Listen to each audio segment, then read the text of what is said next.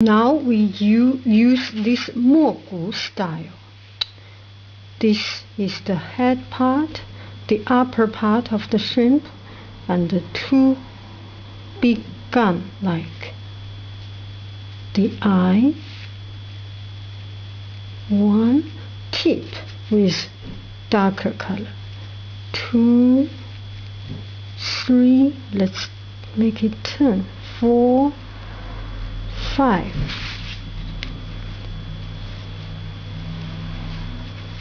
The tail, the little like hand, 5, and in the center, very dark. Can you see it is dark enough? I put some red to make you see clearly. Okay, and the long whiskers.